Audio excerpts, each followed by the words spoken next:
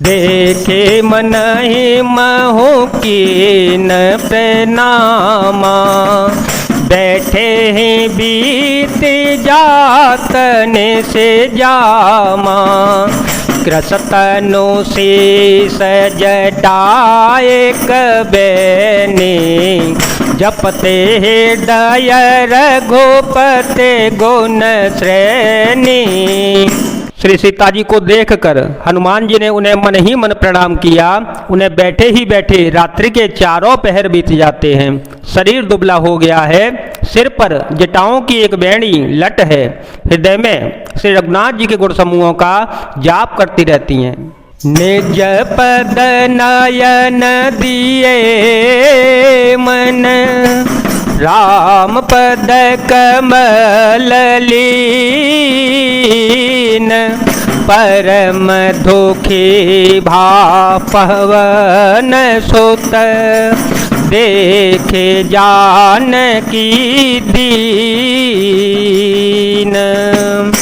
श्री जानकी जी नेत्रों को अपने चरणों में लगाए हुए हैं और नीचे की ओर देख रही हैं और मन श्री रामचंद्र जी के चरण कमलों में लीन है। जानकी जी को दीन दुखी देखकर पवनपुत्र हनुमान जी बहुत ही दुखी हुए। तरु पल्लव महुरा लुकाई, करे बेचार करो का भाई। ते अवसर रावनु तह आवा, संग नारे बहु किए बनावा। बहु बेथे खल सीतहि समुझावा, सामदान भय भेद देखावा। कह रावनु सुनु सुमुखी सयानी, मंदोदरी याद सवरानी। तव अनुचरी करऊं पन मोरा, एक बार बेलो कुम मोरा। तृण धरि ओट कहते बेदेही, तृण धरि ओट कहते बेदेही। सुमिरि अवधपति परम स्नेही। श्री हनुमान जी वृक्ष के पत्तों में छिप रहे और विचार करने लगे कि हे भाई, क्या करूं, इनका दुख कैसे दूर करूं। उसी समय बहुत सी स्त्रियों को साथ लिए सज धज कर रावण वहां आया। उस दुष्ट ने सीता जी को बहुत प्रकार से समझाया, साम दान भय और भेद दिखलाया। रावण ने कहा, हे सुमुखी, हे सयानी, सुनो, मंदोदरी सब रानियों को मैं तुम्हारी दासी बना दूंगा। यह मेरा प्रण है, तुम एक बार मेरी ओर देखो तो सही। अपने परम स्नेही कौशलाधीश श्री रामचंद्र जी का स्मरण करके जानकी जी तिलके की याद करके पर्दा करके कहने लगी।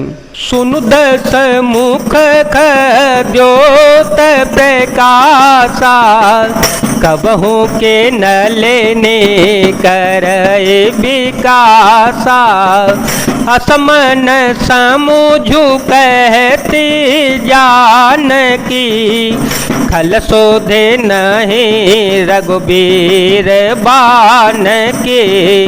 सट सोने हरे आने ही मोही, कदम ने लजला जन तो ही।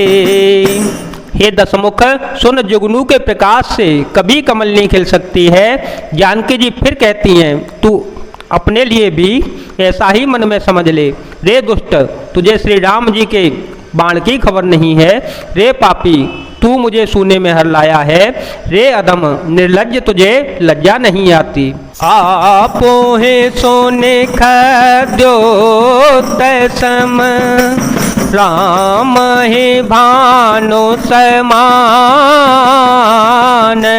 परोस बचन सोने काढ़े असे, बोला ते खिसियान।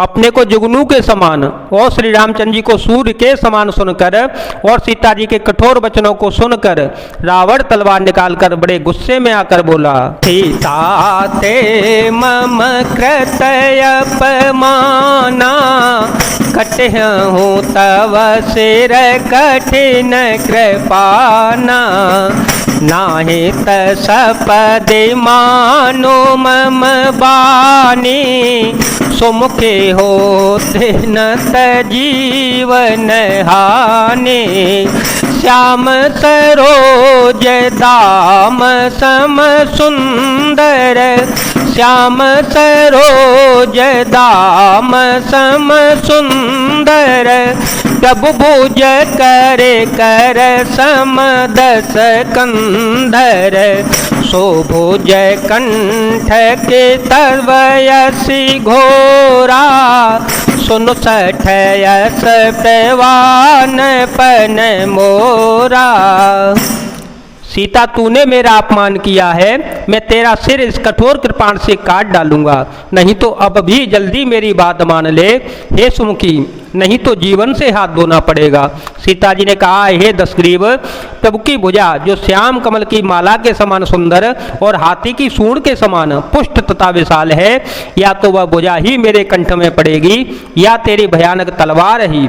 रे सठ सुन, यही मेरा सच्चा प्रण है। चंद्रहास हरो मम परितापम, रघुपते बिरह नल संजातम, शीतल निशित बहसि बरधारा, कह सीता हरो मम दुख भारा, सुनत वचन पुनि मारन धावा, मयत नया कहनी ते बोझावा, कहते सकल निश्चरे बोलाई, सीतहि बहु विधि त्रास हो जाए, मास दिवस महु कहा न माना,